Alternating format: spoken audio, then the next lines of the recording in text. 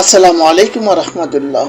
প্রিয় দর্শক, আজ আমি আপনাদেরকে জানাবো ইদ্দত পালন না করে দ্বিতীয় বিয়ে করা বৈধ নাকি অবৈধ। এ বিষয়ে বিস্তারিত আলোচনা করব এই ভিডিওটির মাধ্যমে। সবাইকে শেষ পর্যন্ত সঙ্গে থাকার জন্য বিশেষভাবে অনুরোধ করছি। বিসমিল্লাহির রহমানির রহিম। ইদ্দত শব্দের আবিধানিক অর্থ হলো গণনা করা। পরিভাষায় মহিলাদের ওই সময় পর্যন্ত অন্যত্র বিয়ে করা থেকে বিরত থাকতে ইদ্দত বলে, যখন তার আগের বিয়ের প্রভাব প্রকাশ শেষ হয়েছে বলে শরীয়ত নির্ধারণ করেছে, যেমন অন্তঃসত্ত্বা ইত্যাদির সম্ভাবনা শেষ হয়েছে বলে শরীয়ত নির্ধারণ করেছে। মোট কথা, ইদ্দত হলো স্বামী যদি মারা যায় বা তালাক দেয় কিংবা যে কোনো ভাবে বিবাহ বিচ্ছেদ ঘটে, তাহলে কিছুদিনের জন্য নিজেকে ঘরে আবদ্ধ রাখা।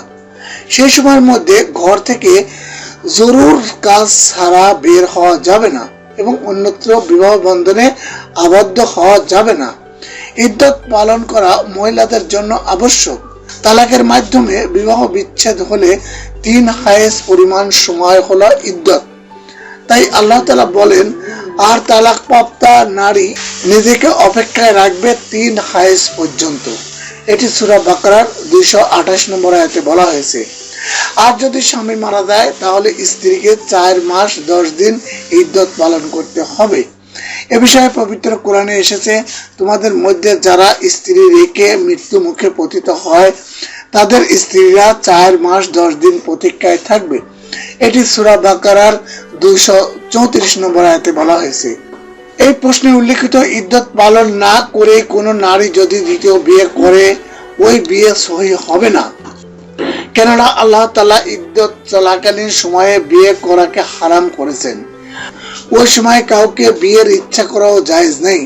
আল্লাহ তাআলা বলেন, আর নির্ধারিত ইদ্দত সমাপ্তি পর্যায়ে না যাওয়া অবধি বিয়ে করার কোনো ইচ্ছা করো না। সূরা বাকারার 235 নম্বর আয়াতে বলা হয়েছে। কেউ যদি ইদ্দত পূর্ণ হওয়ার আগে বিয়ে করে এবং তাদের মধ্যে সহবাস হয়, এমন অবস্থায় আলেমদের পরামর্শ হলো অনতিবিলম্বে নতুন করে শরীয়ত সম্মত পন্থায় বিবাহ পড়িয়ে নেওয়া আর বিগত ঘটনার জন্য অন্তরের অন্তরস্থল থেকে তওবা ইস্তেগফার করা। প্রসঙ্গত, যে নারীকে বিয়ের পর সহবাসের পূর্বে তালাক দেওয়া হয়, তার উপর কোনো ইদ্দত নেই। আল্লাহ তাআলা বলেন, হে মুমিনগণ, যখন তোমরা মুমিন নারীদেরকে বিবাহ করবে অতঃপর তাদেরকে স্পর্শ করার পূর্বেই তালাক দিয়ে দেবে, তাহলে তোমাদের জন্য তাদের কোনো ইদ্দত নেই যা তোমরা গণনা করবে। এটি সূরা আহজাবের 49 নম্বর আয়াতে বলা হয়েছে। মহান আল্লাহ তাআলা মুসলিম উম্মাহকে শরীয়ত অনুমোদিত উপায়ে বিয়ে করার তৌফিক দান করুন। বিয়ের সকল বিধিবিধান জানার ও মেনে চলার তৌফিক দান করুন, আমিন।